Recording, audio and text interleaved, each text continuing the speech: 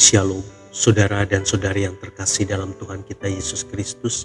Marilah kita luangkan waktu beberapa menit untuk berkencan dengan Tuhan saat ini, agar dari hari ke hari kita semakin dekat dengan Tuhan, sehingga hidup kita semakin diberkati dan menjadi berkat.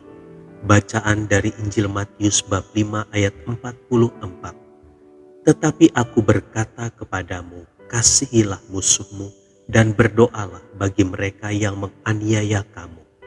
Demikianlah sabda Tuhan, terpujilah Kristus.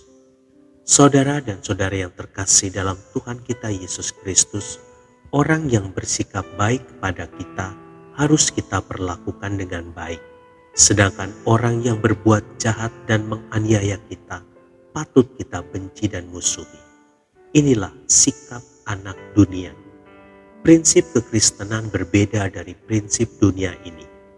Firman Tuhan memerintahkan kita untuk mengasihi musuh kita. Tuhan berkata, apabila kamu mengasihi orang yang mengasihi kamu, apakah upahmu? Bukankah pemungut cukai juga berbuat demikian?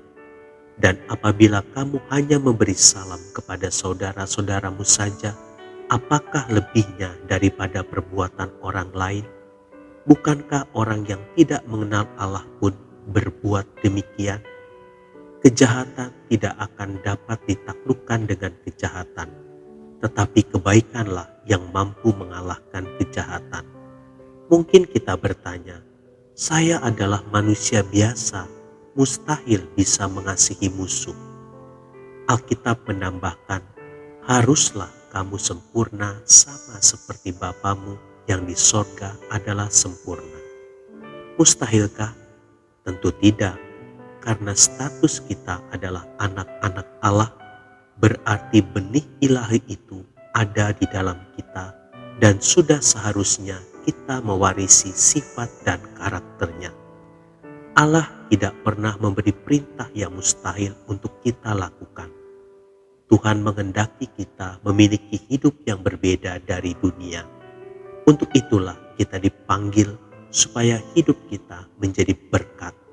Salah satunya adalah mengasihi musuh dan berdoa bagi mereka yang menganiaya kita.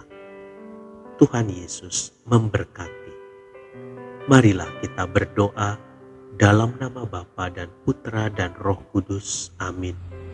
Terima kasih Tuhan Yesus, karena Engkau menciptakan aku berbeda dari anak dunia. Ingatkan aku jika setiap kali aku mulai menaruh dendam dan kebencian terhadap seseorang, agar aku kembali diarahkan dan disadarkan bahwa benih-benih ilahi mengalir dalam hidupku, sehingga aku dimampukan untuk mengampuni. Amin. Dalam nama Bapa dan Putra dan Roh Kudus. Amin.